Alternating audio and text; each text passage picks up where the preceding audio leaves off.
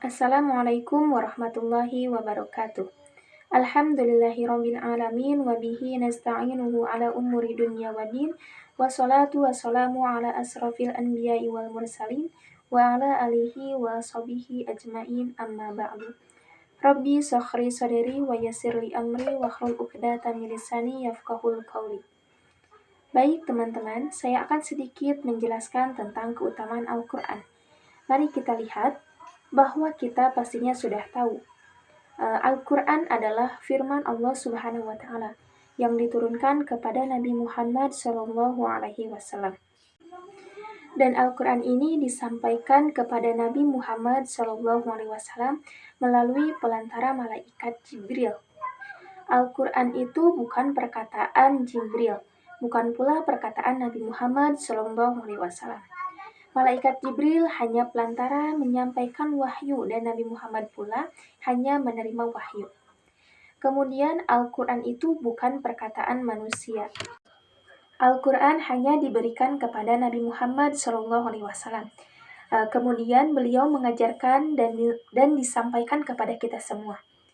Kita lihat dalam Quran surat Fussilat ayat 42 yang artinya yang tidak akan didatangi oleh kebatilan baik dari depan maupun dari belakang pada masa lalu yang akan datang yang diturunkan dari Tuhan yang Maha Bijaksana, Maha Terpuji. Kemudian bagaimana Al-Quran adalah firman Allah Subhanahu wa Ta'ala. Al-Quran ini adalah pelengkap penyempurna ajaran-ajaran dari kitab-kitab sebelumnya. Kitab-kitab sebelumnya yaitu pertama ada Taurat yang diturunkan kepada Nabi Musa alaihissalam, yang mana kitab Taurat itu hanya berlaku di masa itu. Kemudian yang kedua ada kitab Jabur. Kitab Jabur yang diturunkan kepada Nabi Daud alaihissalam.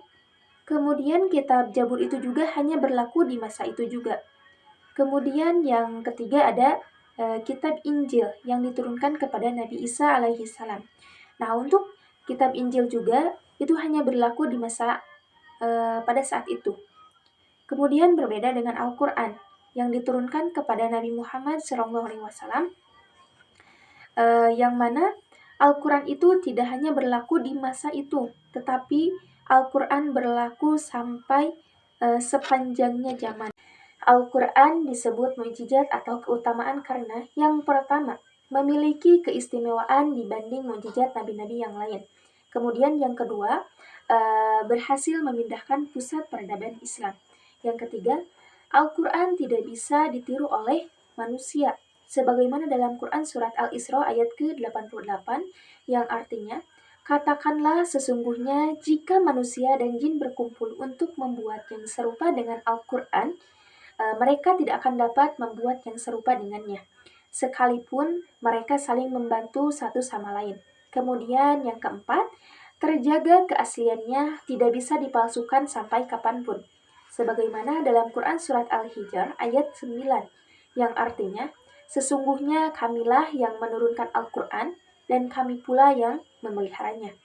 Kemudian yang kelima, Al-Quran itu bisa dihafal secara persis oleh anak kecil, dewasa, orang tua, bahkan oleh tunanetra. Al-Quran itu bisa dihafal. Mungkin itu saja yang dapat saya sampaikan. Mohon maaf bila banyak kesalahan.